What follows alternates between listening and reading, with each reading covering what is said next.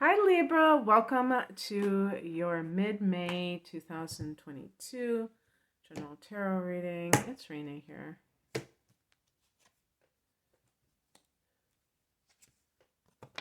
I've been getting that strength card. Everybody's immune system is doing well. I'm not telling you that I just think that maybe it's strengthening the immune system. Then I get the death card. Oops, I spoke too soon, right? Oh my goodness gracious, look at that. Looky here.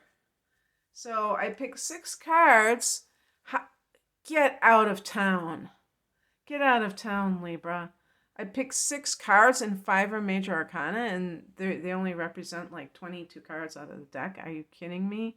Are you kidding me? I didn't expect this for Libra because the lunar eclipse that is happening mid-month is happening in Scorpio.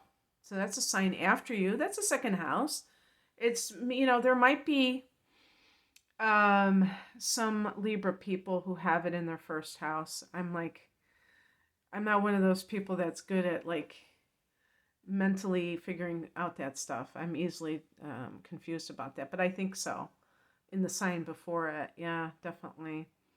So it could be in your first house, and in that case, that could be something where you are very the word that came into my mind is blindsided, but I don't know if that would really that might be how it plays out.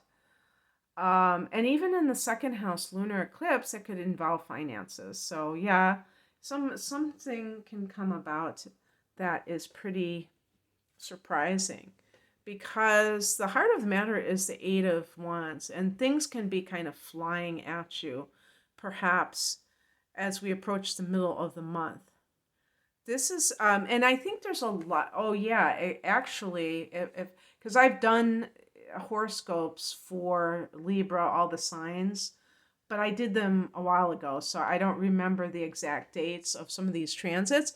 But I think we start the month of April with a lot of Aries energy. Yeah, because Jupiter goes into Aries too.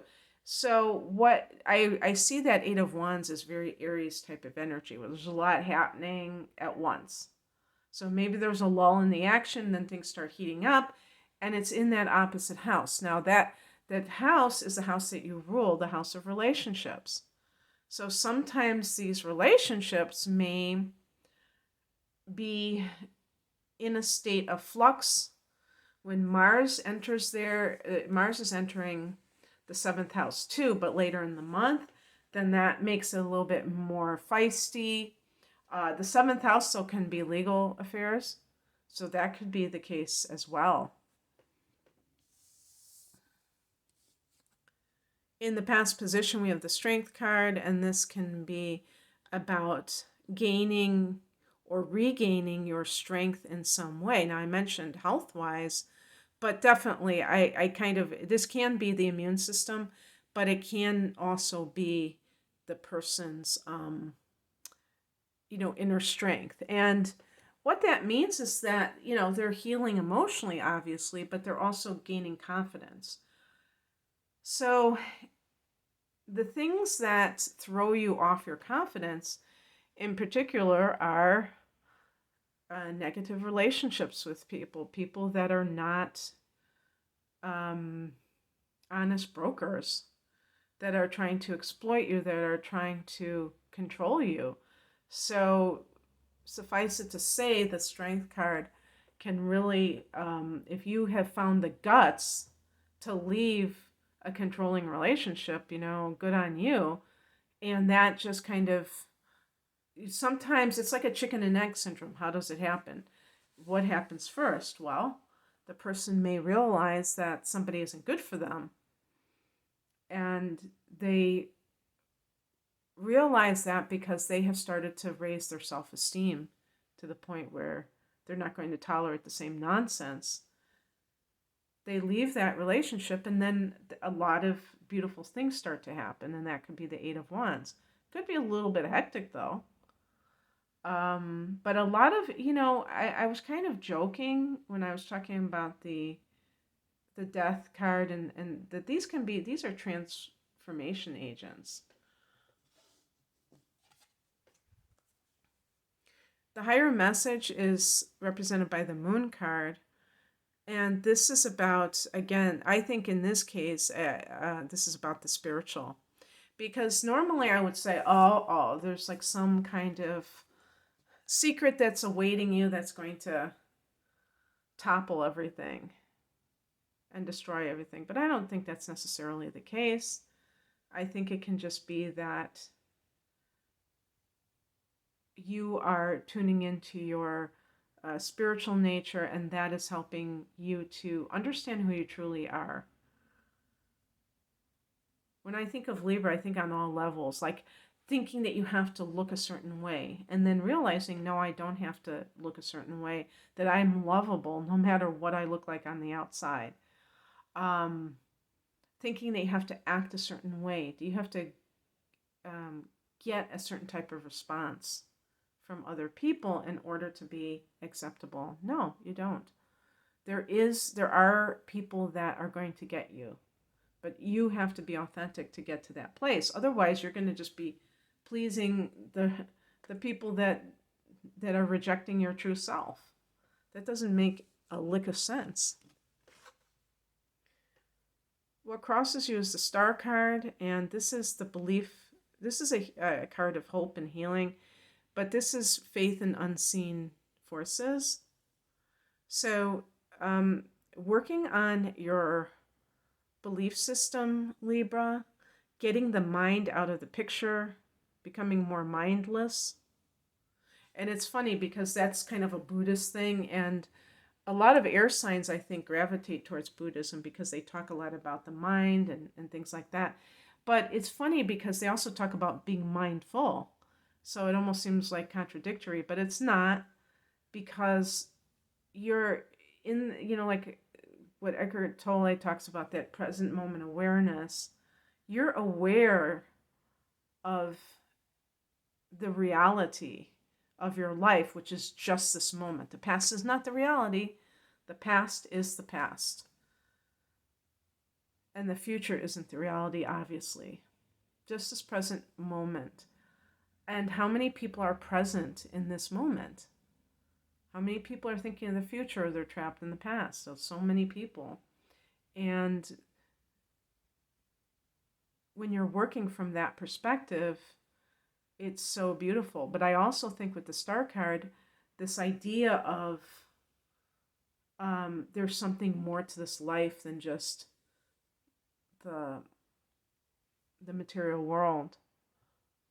And how do you cultivate that faith when your mind is telling you, oh, well, trust the science, you're hearing that mantra. There's something, I love when people talk about spirituality and they talk about it as a science. I love that because I think that there is something very logical about spiritual pursuits. I think that it is a form of science, quantum physics.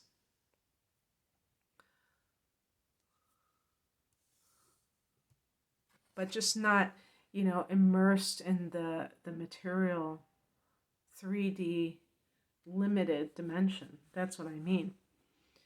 What's coming in is a Death card. Change is inevitable. Transformation is inevitable. Welcome this into your life. This is Scorpio energy. Oh, that's that full, that lunar eclipse. Welcome that. Don't be afraid of it.